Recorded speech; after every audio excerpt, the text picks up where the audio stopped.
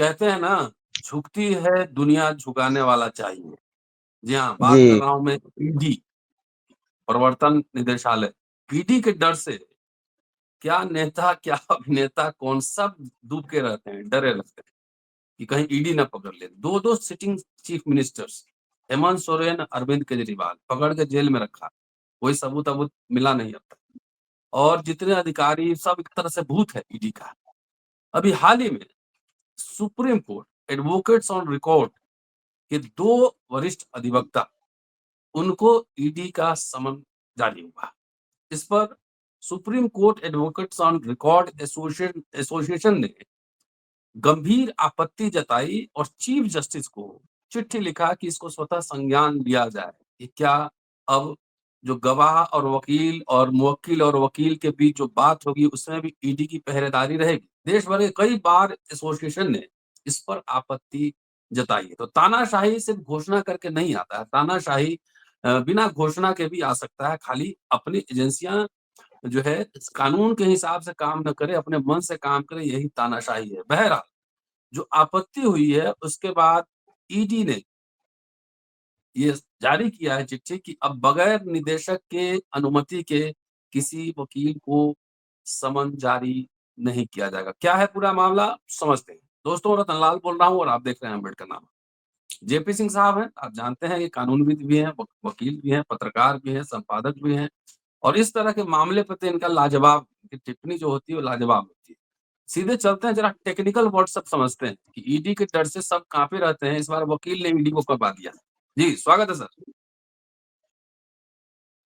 देखिए जी sir, sir. मैं कुछ कहूं इसके पहले आप ये सुन लीजिए कि ईडी का कानून यूपीए सरकार लाई थी, जी। लेकिन ईडी को मारक एनडीए सरकार ने बनाया संशोधन करके। हम्म। और वो ईडी में जो संशोधन हुआ वो धन विधेयक के रूप में हुआ, जिसकी चुनौती सुप्रीम कोर्ट में मौजूद लंबित है, है। हम्म। लंबित है। लेकिन ये है कि उस पर जो है सुनवाई नहीं हो रही है। उसके मुकदमों से संबंधित सुनवाई हो रही है, लेकिन जो मूल विधेयक है कि धन विधेयक के रूप में क्या इसे पेश किया जा सकता है, क्योंकि फिर उसका हम्म। दूरगामी परिणाम होगा, उस पर सुनवाई नहीं हो रही। उसके लिए संविधान पीठ बनाना पड़ेगा। चूंकि ईडी में इधर लगातार सुप्रीम कोर्ट का रुख 2-3 साल से पलटा है और वो लगातार जो है तमाम मुद्दों पर जो है रिलीफ जो है लोगों को मिल रहा है। अभी जैसे मद्रास के हाई कोर्ट ने एक मामले में जो है ईडी को स्वीकार करना पड़ा कि अगर कोई प्रीमाइसेस बंद है उसके जाने पर, हम्म। छापा डालने गई वो बंद, कोई परिसर बंद है, तो उसको सील नहीं कर सकती, वो सील करा के चली आई थी। इस हम्म। तरह तमाम जमानत के मामले में कि आपको लिख के देना पड़ेगा कि आप किस आधार पर जो है पूछताछ के लिए बुला रहे हैं, किस आधार पर गिरफ्तार कर रहे हैं। तमाम मामले हम्म। हैं, तमाम जमानत भी लोगों को मिल रही है और ईडी का जो है वो हथियार जो है थोड़ा भोथरा टाइप का हो रहा थोड़ा है। और जो नक जो है राजनेताओं निकाला को, जा रहा हाँ, हाँ, राजनेताओं को जो घेर रहे थे उसमें भी थोड़ी कमी आई। है। ये सब सुप्रीम कोर्ट की वजह से आई। तो इन्होंने किया क्या कि इन बिटवीन ये रातों रात भारतीय न्याय शास्त्र लाए, जिसमें क्रिमिनल लॉ को इन्होंने भारतीय न्याय शास्त्र के अंतर्गत फिर से जो है वो क्या कहते हैं उनकी धाराएं वगैरह वगैरह जो है परिभाषित की और ये की।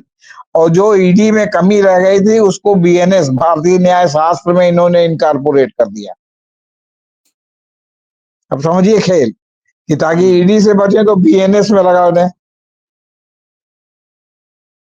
मतलब इनकी मूल प्रवृत्ति, अब कोई अगर इनसे पूछे भैया इमरजेंसी किसको कहते हैं, क्या जब तक जो है ढोल ताशे के साथ जो है क्या कहते हैं टीवी और रेडियो पर प्रसारित न किया जाए कि अब आज रात में 11 बजे से इमरजेंसी लग गई, जैसे प्रधानमंत्री ने नोटबंदी 8 बजे रात से लागू कर दी थी 12 बजे रात से, तब तक जो हम्म। है वो नहीं मानी जाएगी।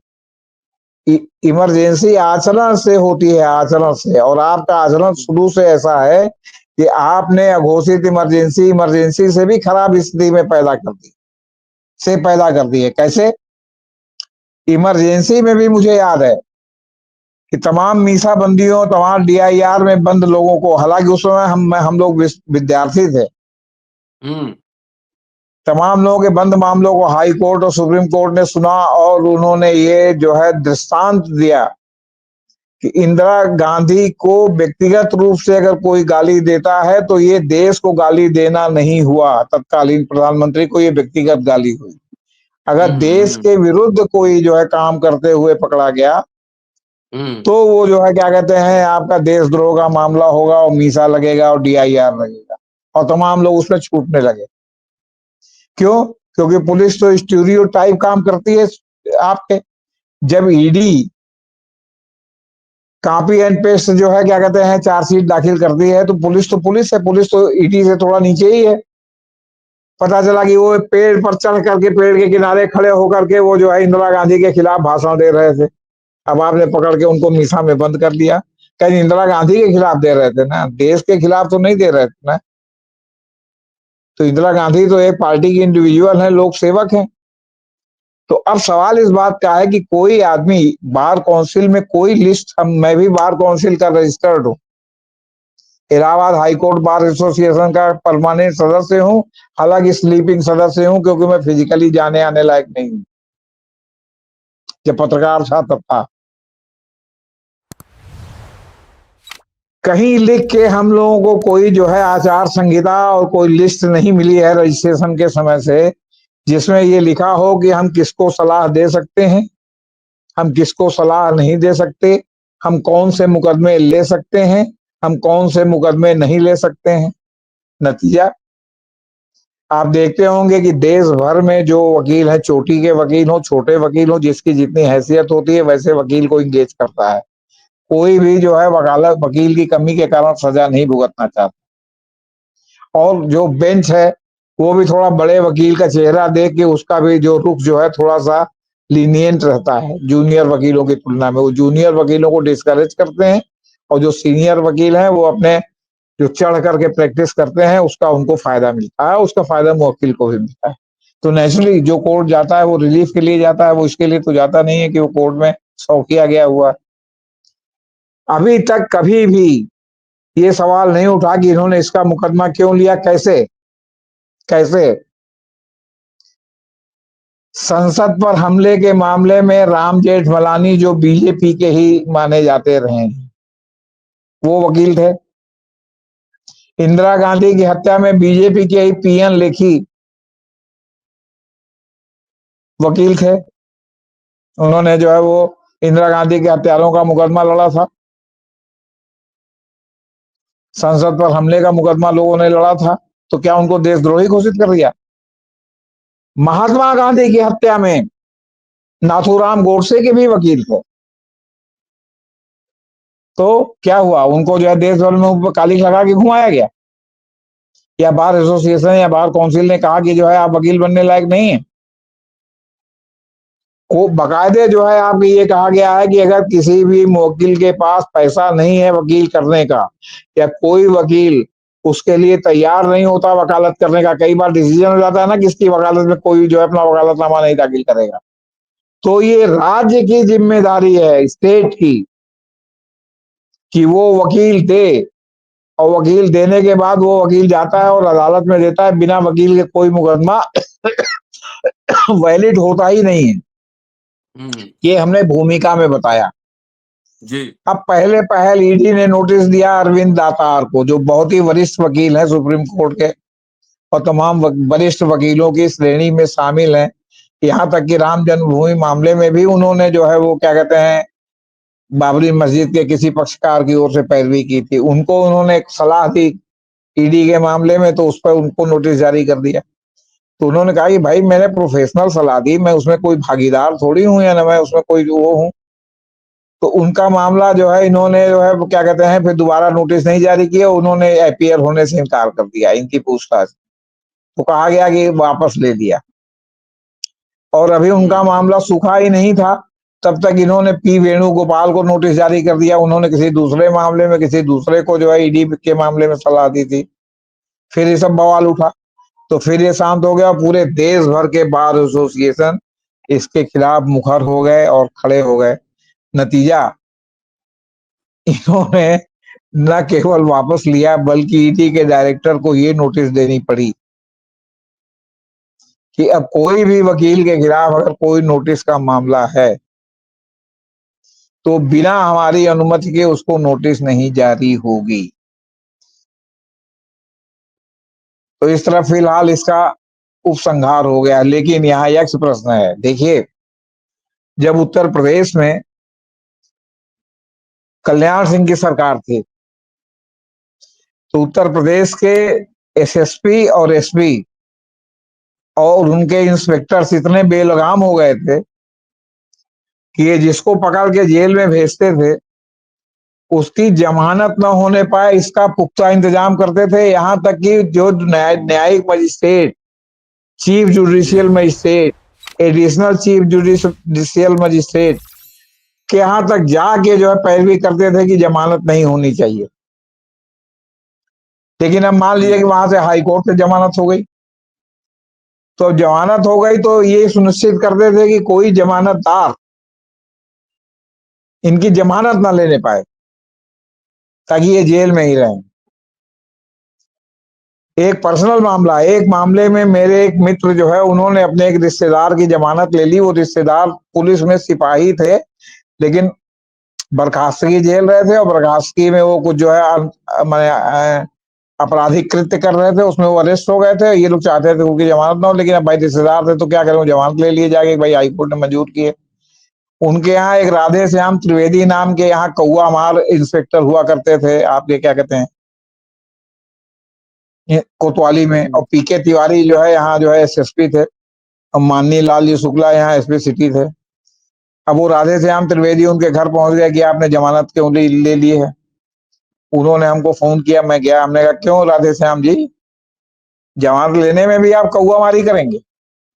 उनके बारे में आरोप है कि उन्होंने एक होटल के एक पूरे आपके फ्लोर को, एक ऐसे सिंपल टाइप के होटल के फ्लोर को कब्जा कर रखा था और उसमें अपनी पकड़ को रखते थे। पकड़ समझ गए आप, जिनको उठाते थे उनको रखते थे और उसके बाद किसी दिन सन्नाटे में ले जाके ठोक देते थे। तो उनको पुलिस डिपार्टमेंट में ही कौआ मार कहा जाता था। हमने कहा तो यहाँ हर जगह बयान मत दीजिए, मैं जेपी सिंह मेरा नाम है, और नहीं तो हमारे ऊपर भी जो करना हो करिए और देखता हूं मैं कि आप क्या करते हैं। कौन से सीआरपीसी में, कौन से आईपीसी में, कौन से जो है एविडेंस एक्ट में जो है जमानत लेना गुनाह है, हो तो बताइए।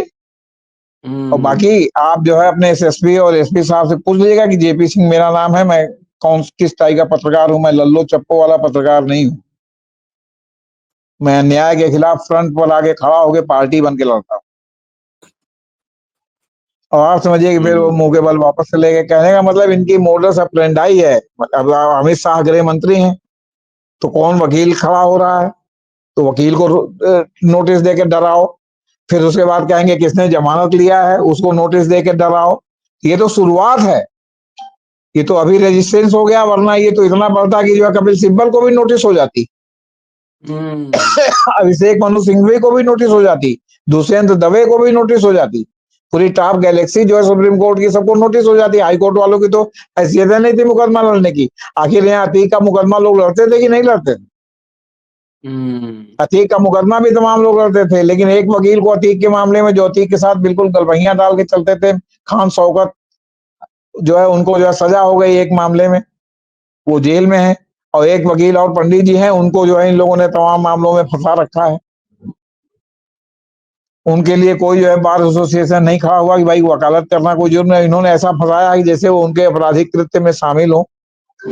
तो अब ये इनका जो मामला है कि कोई वकील न मिलने पाए, कोई जमानतदार न मिलने पाए, ताकि इनका कोई मुकदमा चलाने का इरादा कहीं नहीं है, क्योंकि इनके पास एविडेंस नहीं है। ये सिर्फ ये चाहते हैं कि अनंत काल तक इसको जेल में रख के सलाह दें। उमर खालिद सड़ रहा है ना, शर्जील इमाम सड़ रहा है ना, मालेगांव वाले लोग सड़ रहे हैं ना। तो अब ईडी में जमानत हो रही तो ये चाहते हैं कि ईडी में भी जो है मतलब क्या कहते हैं इस तरह हो जाए कि ईडी जिसको कर दे उसको कोई जो है ना वकील मिले ना कोई जमानतदार मिले। तो भाई आप बार काउंसिल ऑफ इंडिया के प्रेसिडेंट मंदन कुमार मिश्रा आपके सांसद है राज्यसभा के, आप टिकट पर, आप उन्हीं से कहिए कि बार काउंसिल ऑफ इंडिया से एक प्रस्ताव पारित करा के और सारे बार काउंसिल को निर्देश जारी कर दें कि वकीलों के लिए एक आचार संहिता बन जाए कि किसको सलाह दे सकते हैं, किसको सलाह नहीं दे सकते, किसका मुकदमा ले सकते हैं, किसका मुकदमा नहीं ले सकते, कौन से लोगों का जो है वो है और कौन से लोग मुकदमे से बाहर है, तो रूल ऑफ लॉ तो फिर ये रहा नहीं। न ये संविधान रहा जिसमें संभव ही सबको नहीं है। बराबरी का अधिकार है, और न ना ये रहा कि जब तक दोषी न सिद्ध हो जाए तब तक वो जो है क्या कहते हैं मतलब अपराधी नहीं है। ये तो आप सारा का सारा जो है पूरा नीचे से ऊपर तक बदलना चाहते हैं, इसीलिए तो आप संविधान बदलना चाहते हैं ना। आप मनुस्मृति से सजा देना चाहते हैं, आप दीजिए। तो ये स्थिति है सर। नहीं तो ये ईडी अधिकारी, ये तो सुपर गवर्नमेंट हो गया ना। क्या बगैर सरकार के, बगैर मिनिस्टर के सहमति के आज किसी अधिकारी की हिम्मत है कि वो इस तरह से काम करे? तो यही तो इमरजेंसी है सर। इमरजेंसी में किसी पुलिस इंस्पेक्टर को कोई क्वेश्चन कर सकता था, जिसको चाहे उसको उठाए डीआईआर में बंद कर दिया, डिफेंस ऑफ इंडिया रूल्स में। इंदिरा और गांधी नहीं तो इंदिरा गांधी तो उससे जा इंदिरा गांधी ने तो ये सब कहा नहीं था, ये सब तो ओवर डूइंग नीचे वाले कर रहे थे। आपके मीसा में इंदिरा बंद कर गांधी दिया, ने थोड़ा उससे ऊपर का मामला हो। इंदिरा गांधी ने तो ताल ठोक के इमरजेंसी लगवाई थी कि ये घोषणा करके हाँ तो लगाते हैं। सर, अब वो हट चुकी है। जो इनका चाल चरित्र चेहरा है वो पिछवाड़े से शुरू होता है, पिछवाड़े पर खत्म होता है। ये सामने से नहीं ताल ठोक सकते। हम्म, तो जी इससे तो कम से कम अभी तो एक ही दिन में वापस हो गया, आज ही वापस हुआ है।